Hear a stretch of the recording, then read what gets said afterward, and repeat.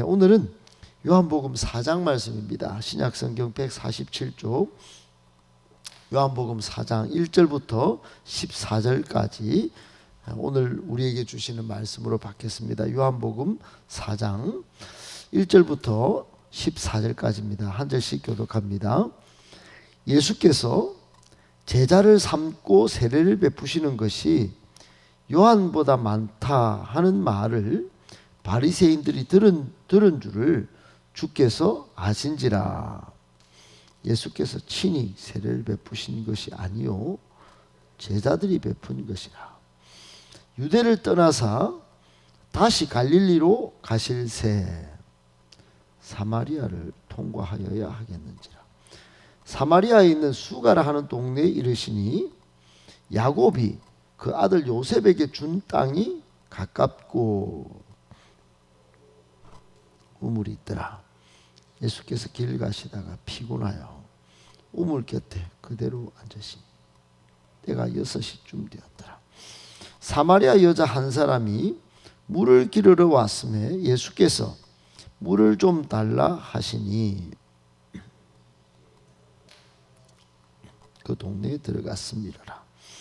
사마리아 여자가 이르되 당신은 유대인으로서 어찌하여 사마리아 여자인 나에게 물을 달라 하나이까 하니 이는 유대인이 사마리아인과 상종하지 아니함이로라. 예수께서 대답하여 이르시되 내가 만일 하나님의 선물과 또 내게 물 좀 달라 하는 이가 누구인 줄 알았더라면 그가 생수를 내게 주었으리라. 여자가 이르되 주여 물 기를 그릇도 없고 이 우물은 깊은데 어디서 당신이 그 생수를 얻겠사옵나이까. 우리 조상 야곱이 이 우물을 우리에게 주셨고 또 여기서 자기와 자기 아들들과 짐승이 다 마셨는데 당신이 야곱보다 더 크니까. 예수께서 대답하여 이르시되 이 물을 마시는 자마다 다시 목 마르려니와 내가 주는 물을 마시는 자는 영원히 목마르지 아니하리니 내가 주는 물은 그 속에서 영생하도록 솟아나는 샘물이 되리라. 아멘. 반갑습니다. 하나님의 은혜와 사랑이 늘 여러분과 함께 하시기를 예수님의 이름으로 축복합니다. 아멘. 오늘 본문의 말씀을 세 가지 우리에게 오늘 날 우리에게 주시는 교훈의 말씀으로 받도록 하겠습니다. 첫 번째, 우리 행동 하나하나가 모두 예수님을 나타내는 것이어야 합니다. 우리 행동 하나하나가 모두 예수님을 나타내는 것이어야 합니다. 여러분 오늘 1절 2절에 이런 예수님을 나타내는 행동 하나하나가 되어야 하는 것을 잘 보여주는 그런 구절이 1절 2절인데 예수님께서 제자를 삼고 세례를 베푸시는 것이 요한보다 많다, 요한보다 훨씬 많다, 아마 급격한 소문이 퍼졌겠지요. 그걸 또 바리새인들이 들었을 것입니다. 그걸 보도하고 있는 장면이 1절 2절입니다. 그런데 2절은 좀 더 상세하게 설명을 곁들여서 이렇게 설명합니다. 이것은 예수님께서 친히 세례를 베풀어서 이런 소문이 나고 또 그런 거지 그것이 아니고 예수님이 친히 세례를 베푼 게 아니고 제자들이 베푼 것이라고 설명을 하고 있습니다. 제자들이 베푼 것이다.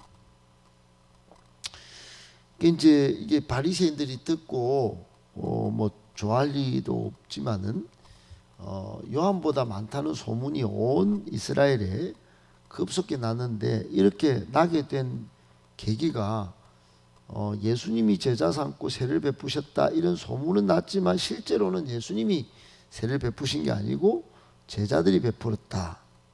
무슨 말을 의미합니까? 성경에 이 내용을 기록했다는 것은 예수님의 제자들이 행한 사역이 마치 예수님이 친히 하신 것처럼 소문이 났다 하는 것을 반증하는 것입니다.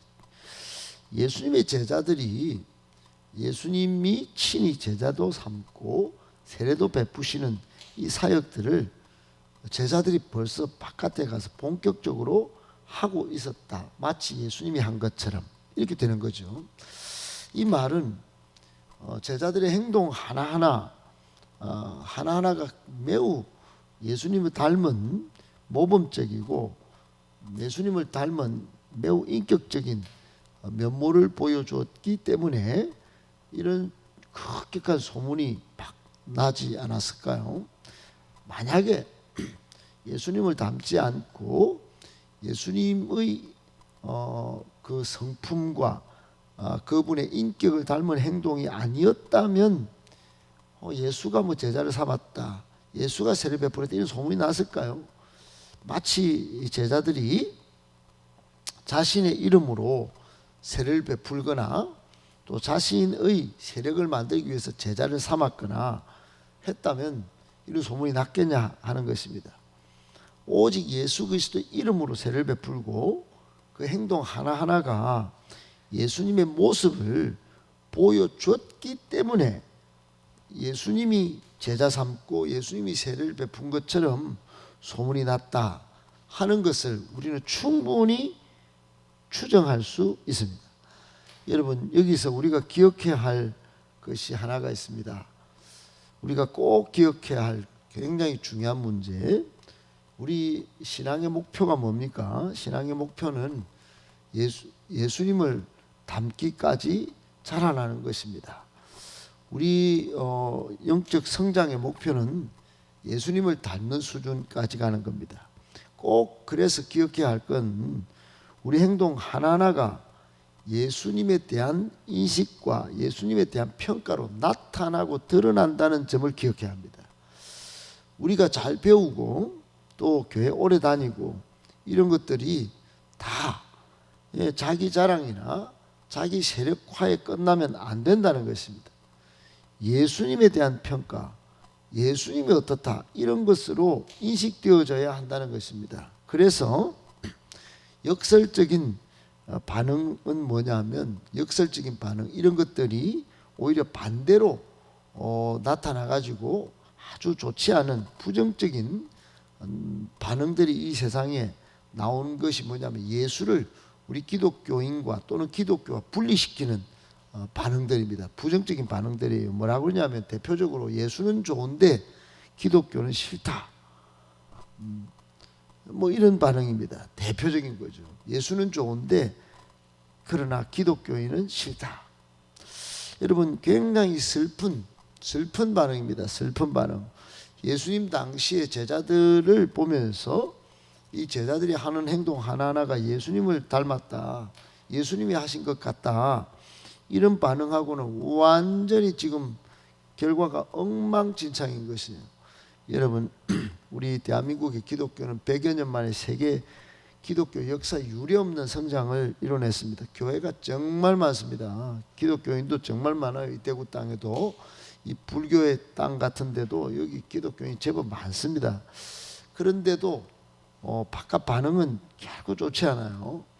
그것은 우리 성도들이, 우리 기독교인들이 예수를 증명해 보이고 예수가 하신 행동 하나하나를 삶에 또 우리 모습에 담아내지 못했기 때문에 벌어진 이격들이고 또 분리된 모습들입니다.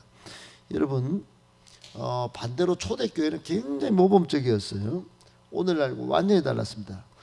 그때 초대교회 교인들은 매우 열악한 상황이었습니다. 핍박이 많고 곧 조롱도 받고, 그러면 당연히 아이고 내가 예수 괜히 따랐네, 예수 괜히 믿었네, 그리고 포기할 만하고 원망 불평할 만한데 오히려 그들은 건강한 신앙의 다름질을 꾸준히 했습니다. 그리고 교회를 나를 통하여 세워야 되지 이렇게 하고 예수를 증명해 보이려고 무진장 애를 썼습니다. 그러자 어떤 일이 벌어졌습니까? 사도행전에 보면 2장 4장에 보면 회심한 신자가 거의 폭발적으로 늘어납니다. 폭발적으로. 교회 부흥은 당연히 따라온 거고요. 여러분, 우리 행동 하나하나가 모두 예수님을 나타낼 때 초대교인들은 뭐 예수님을 증명하기 위해서 뭐 엄청 뭐 다름질을 빠르게 정확하게 그렇게 했습니다. 하나를 배우면 예수님을 열을 보이려고 그렇게 했던 것이지요. 곳곳에 다니면서 그랬습니다. 우리 예수님을 나타내는 그런 행동, 그런 모습이 우리에게 일어나서 우리 교회도 바로 세우고 또 이 슬픈 현실로 나타난 이 기독교의 역사의 물줄기를 다시 한번 우리 교회를 통하여 바꿔내보는 역사의 주역들이 우리가 되어질 수 있게 되기를 예수님의 이름으로 축복합니다. 아멘. 두 번째, 주님은 한 명의 영혼이라도 구원받기를 소망하십니다. 주님은 한 명의 영혼이라도 구원받기를 원하십니다. 여러분, 요한복음 4장 오늘 우리 읽는 이 본문은 사마리아 여인을 만난 사건이 대표적인 사건입니다. 사마리아 여인을 만난 사건이 대표적인 사건이요. 2장은 여러분 보셨다시피 갈릴리 가나의 혼인 사건이었고, 3장은 우리가 넘어왔지만 니고데모를 만나면서 위대한 하나님이 세상을 이처럼 사랑하사 독생자를 주셨다 하는 그런 내용이 나오는 하나님을 만나는 통로로서 예수님이 쓰임 받도록 하신 내용들이 있었다면, 4장은 특징이 사마리아 여인 사건이에요. 근데 만난 장소를 보셔야 됩니다, 여러분. 이 내용을 전체적으로 잘 파악하시려면, 잘 이해하시려면 만난 장소가 사마리아라는 사실을 꼭 읽어내야 합니다.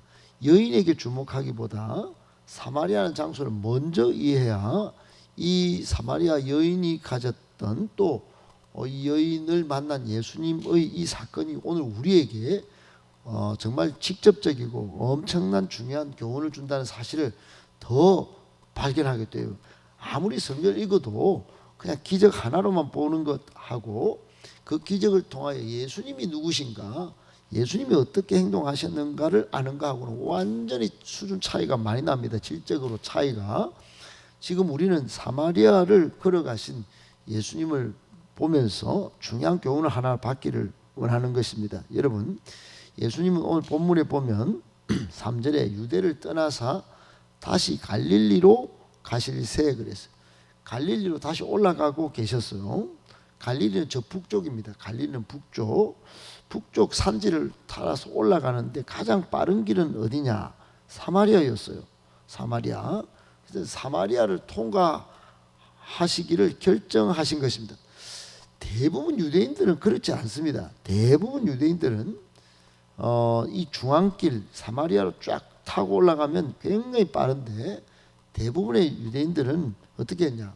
우회합니다. 우회. 요단 동편길을 따라서 삐쭉삐쭉 돌아서 갑니다. 이유가 뭐냐?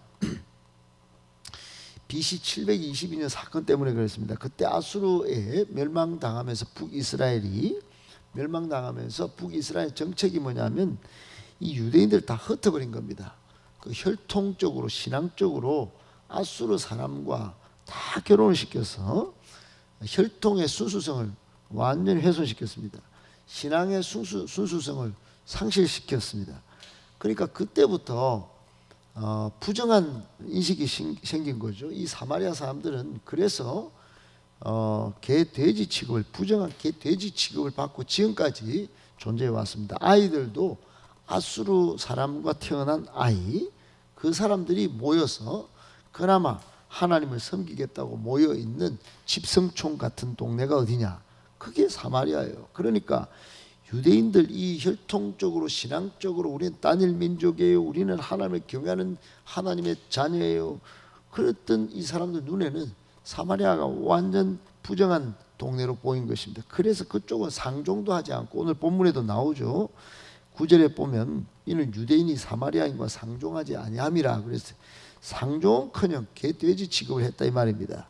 그런데 왜 굳이 예수님은 이 사마리아 땅을 통과하여야겠다고 결정하셨냐 하는 점입니다. 중요한 이유가 있습니다. 그것은 사마리아인에게도 하나님의 은혜가 필요하겠다라고 보셨기 때문입니다. 사마리아인에게도 생명의 구원을 주실 필요를 절감하셨기 때문입니다. 왜 그러냐? 그들도 하나님의 잃어버린 양이었기 때문입니다.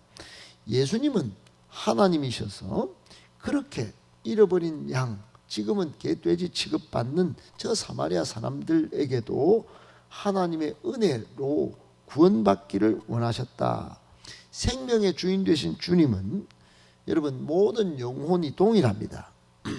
디모데전서 2장 4절에 하나님은 모든 사람이 구원을 받으며 진리에 이르기를 원하시느니라 그랬습니다. 어제도 우리가 살펴봤지만 에스겔서 18장 23절에 보면 하나님은 악인이 죽는 것을 기뻐하지 아니하신다고 그랬고, 우리가 한 달 전쯤에 베드로 오후 예배 때 베드로 후서 3장 9절을 봤지만은 거기에 보면은 주의 날은 하루가 천년 같고 천년이 하루 같다. 이렇게 왜 하나님이 지금 심판을 미루고 계시느냐? 그것은 거기 끝에 3장 9절 끝에 이렇게 적어놨어요. 다 회개에 이르기를 원하시기 때문입니다. 모든 사람이 주님이 지금 천년이 하루같이 심판을 할 수 있지만 하루가 천년같이 지금 멀리 밀으면서 시간을 보내고 계신 이유는 한 명이라도 회심하여 돌아서기를 원하시기 때문입니다. 여러분, 오늘 우리에게 주는 교훈이 뭡니까? 우리가 하나님의 의도, 하나님의 소원을 잘 몰라요. 하나님은, 우리 예수님은 한 명의 영혼이라도 구원받기를 원하시고 계시는 것입니다. 꼭 기억하고 그 마음, 그 열정 여러분 잘 이해해서 한 명이라도 귀히 여길 줄 아는 하나님 아버지의 마음을 품고 한 명의 영혼이라도 나가든지 아니면 보내든지, 보내는 선교사라도 잘 사역하셔야 합니다. 꼭 기억하시고 그런 복음 전파로 구원을 받게 만드는 이 사역에 정말 열정적으로 동참할 수 있는 저와 여러분 되실 수 있기를 예수님의 이름으로 축복합니다. 아멘. 마지막 세 번째, 예수님은 우리 인생의 모든 해답을 갖고 계십니다. 예수님은 우리 인생의 모든 해답을 갖고 계십니다. 여러분, 사마리아 여인 오늘 이야기가 이제 마지막 이야기인데, 이 사마리아 여인은 많은 안타까운 문제를 갖고 있었습니다. 관계적으로 남편과 그동안 많은 문제가 있었습니다. 남편이 5이 있었는데 지금 남편도 남편이 아니고 그저 뭐 동거하든지 살짝쿵 관계를 갖고 있었어요. 그리고 거기에 뭐 여러 집안 속속들이 안 들어봐도 알지만은 얼마나 안타까운 관계적인 문제가 있었겠습니까? 그뿐만이 아니고 이 여인은 사마리아 여인입니다. 얼마나 예배를 드리고 싶어도 예루살렘으로 다 가는데 못 가고 나중에 대화를 들어보면 압니다만, 그러니까 예배도 제대로 못 드리는, 예배에 성공해야 인생도 성공한다 하는 것 정도는 우리는 알고 있는데 아마 그런 마음이 아마 없지는 않았을 겁니다. 예수님의 대화 속에도 나오지만은. 그리고 영적인 갈망까지 있었어요. 영혼이 메말라 있었다 이 말입니다. 그러니까 사람과의 관계도 엉망이고 사회적인 거기서도 소외되고, 그리고 낮에 12시에 물길로 가는, 이건 아무나 가는 게 아닙니다. 이거 지금 6시라고 적혀 있는데 낮에 물길로 가, 이 땡볕에 떼약볕에 이 장맛비에 우산도 안 쓰고 댕기는 이 신세 비슷한 겁니다. 완전히 정말로 사회적으로 부끄러움이 많았던 그런 여인이었습니다. 단절된 여인이었죠. 소외되고 외롭고 그러니까 갈망이 많고. 그런데 예수님을 딱 만난 겁니다. 예수님을 딱 만난 거예요. 공교롭게 예수님이 사마리아를 딱 지나가시다가 수가성점에 딱 와서 딱 그대로 거기 딱 앉아 계셨는데 이 여인이 딱 와서 만난 겁니다. 그래서 예수님이 물 좀 달라 하시고, 그러자 이 여인이 예수님을 만난 이후로 모든 인생과 사회적인 영적인 모든 문제가 해결됩니다. 오늘 본문 끝은 그 영혼의 해결, 영혼의 갈망을 해결한 내용이 나오고, 내일 이후로는 예배도 회복된 게 나오고, 동네 사람에게 복음을 전하는 그런 동네 사람과의 문제 해결도 나오고, 그리고 결정적으로 하나님의 자녀로 다시 거듭나는 영혼 구원의 문제도 해결됩니다. 여러분, 예수님은 이 여인이 얼마나 외롭고 만족이 안 된 그래서 참된 위로가 필요했는 여인인지 잘 아셨습니다. 그래서 참된 만족이 되셨습니다. 그리고 참된 예배의 대상도 되셨습니다. 그러니까 이 여인은 참된 예배자를 만난 거예요. 그리고 영혼의 샘물, 영원한 샘물, 오늘 끝절에 내가 주는 물은 영원히 목마르지 아니하리니 내가 주는 물은 그 속에서 영생하도록 솟아나는 샘물이 되리라. 저는 개인적으로 이 본문의 구절을 굉장히 은혜로운 본문으로 제가 치고 있습니다. 예수님이 주는 물, 예수님이 친히 생수가 되신 물, 이 물은 우리 속에서 영생하도록 솟아나는 샘물. 여러분 뭐 솟아나는 샘물을 보신 적이 있습니까? 저는 마시고 자랐습니다. 얼마나 귀한지 모릅니다. 얼마나 신선한지 몰라요. 거기에서 글로 놀러 간 적이 많습니다. 촌에 살 때. 그러니까 이 솟아나는 샘물인데 영생하도록 솟아나는 샘물이니까 예수님이 이 대단한 겁니다. 그러니까 여러분 물이 마를 때 이 장맛비가 오면 마실 물도 없을 그때 예수님만이 친히 시원한 생수가 되시고 인생의 모든 불행을 끝내주는 문제 해결을 하시고, 여러분 많은 사람이 교회 나오지만 직분 또 봉사도 하고 그렇게 하지만 예수님 만나지 못하고 교회만 다니는 사람이 있어요. 예수님 만나지 못하고 봉사만 하는 사람이 있어요. 이게 참 불행한 일입니다. 불행한 일. 사마리아 여인은 여러 문제가 있었지만 예수님을 만나서 인생 완전히 막 정말 대박난 여인이 됩니다. 여러분 우리도 마찬가지입니다. 우리는 언제나 대박이 날 수 있습니다. 언제나 새로운 인생이 될 수 있습니다. 언제나 예수 만날 길이 열려 있기 때문입니다. 예수님이 친히 안 오셔도 지금은 성령 안에서 예수님을 만날 수 있습니다. 할렐루야.